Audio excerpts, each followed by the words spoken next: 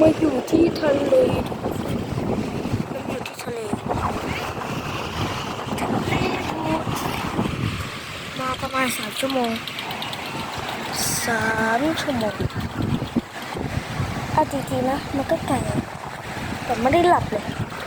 ตอนนี้เราอยู่ที่ทะเลชะอำไม่ใช่บางแสนรอยเท้าเทียบเลยน่าเล่นถ่ายคลิปลงนะทำอีกโอ้ยมาถึงตัวอินทรี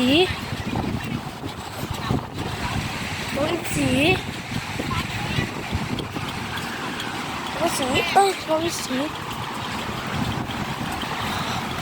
นกอินทรีมันบินไปแล้วนี่คือสายนี่คือตัวจัวแล้วก็มุ่งสู่สารภาพทำแบบไหนนี่มันเลยน้ำแล้วก็ขุดเพื่อทำให้ไฟ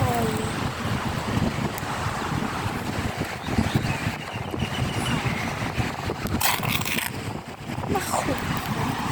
แล้วก็มาฝังมันทำไมหรอก็ไม่รู้แหละ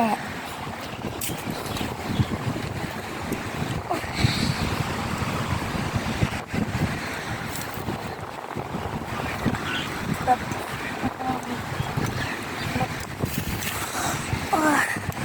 หนัก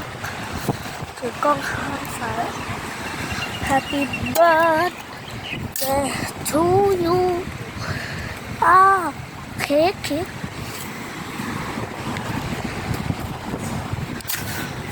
เค้กไหมเค้กกินเค้กไหม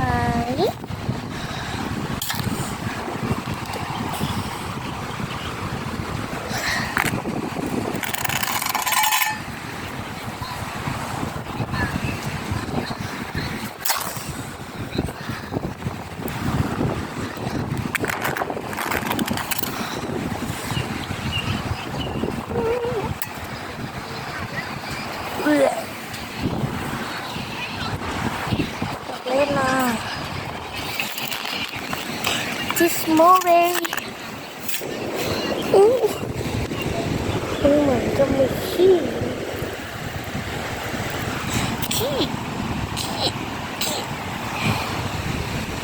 มันเป็นทุเรียนจิ๋ว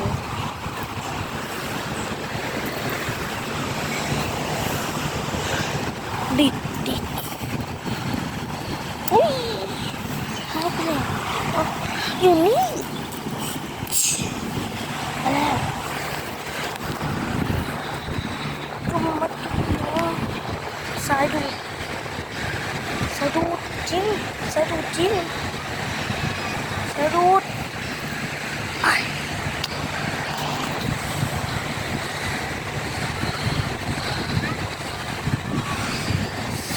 เซลฟี่ที่เราอยู่เบอร์หน้าแล้วก็ว้ายทะเลก็มีชีวิตนี่ก็ลา Let's go bye bye